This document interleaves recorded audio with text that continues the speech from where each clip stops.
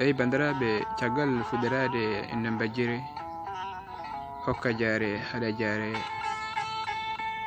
sellina jaare, ñawna jaare, wara jaare, wurna jaare. En juuli e nulaaɗo men mo jam e kise ngoni e muɗum. Bandiraɓe, nden e sahaaji ɓoyɗi so ruggo ma bonɓe janino e nokku wuro ma falde walla diwan, ko cabbi taballeji gandanoɗi yimɓe tintiniranno jango waɗi ruggo nawi nayi nawri aynaɓe oto abbotoɓe ngoni. So jarum e mama fontan hoɗama sagataɓe fulɓe aynaɓe ndaro ndado. Bambaɗo yima dande fantan so nayi konama holto abbotoɓe ngoni. Pullo tago mago ɓaggo e calɗi jalambani, pulla fella jigaje ndomo, pullo mo ñamata ko jigaje mbari, pullam komo newe ni leeɗe daro fella joɗo fella. Yimoɓe gumala mbi so ndeyi wi duj, nde wi dayi, nde wi jam, nde wi bone, nde wi wona ko ñelli kala walata, nde wi wona ko waali kala ñallata. So pucci kaɓɓama gawe targilama, e jambaru mo giti wuugo ɓernde mbarodi, bawɗi alimari dikki ndiri, jamma gunda be waldama, gumala ina yime, worɓe seɓɓe ina jayisa, ina teɓɓo gawe e petelaji ina manto. Wondiraɓe maɓɓe rewɓe mbambiti bolongaji, kuufi dingral ina lenga, pondi koyɗe ina piya kumalli, ina jarfa ɓe, ina kalta ñalaɗe maɓɓe e jarale maɓɓe jewtuɗe.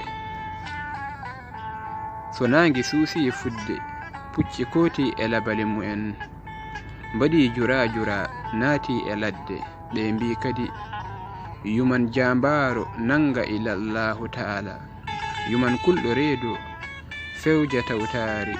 So kunuji nangodiri ha les wuli dow wuli, kammo ngabbotako. Mayatnoɓe mayi, dogatnoɓe dogi, yuman kulɗo waali hawgo, ko ɗo yeroba wiyat min dey mi laaɓama ndeke dogdu dandata.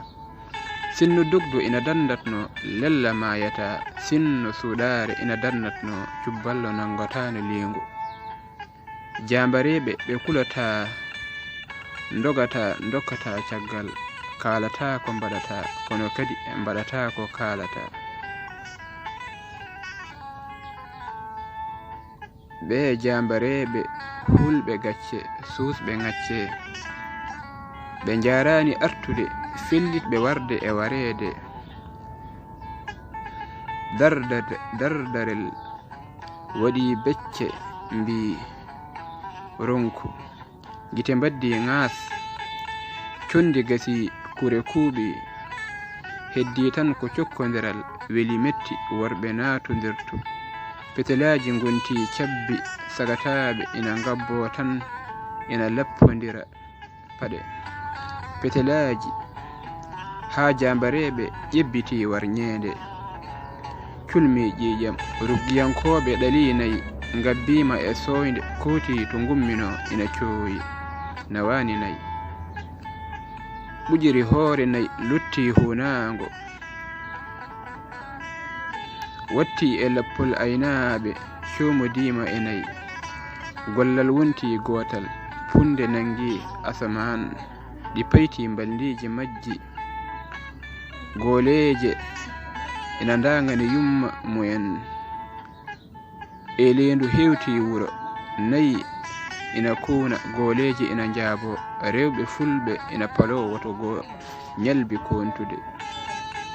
Jaɓɓorɗe jaltinama, jongama e jubbuɓe, ɓoggi ndasama, ɓerduɗe ndaƴama kontama. Hande kadi yani hen sagataɓe fulɓe mbaɗi ko ngono wadde, so abbade ko nanoɗe gartira rewɓe fulɓe ndara.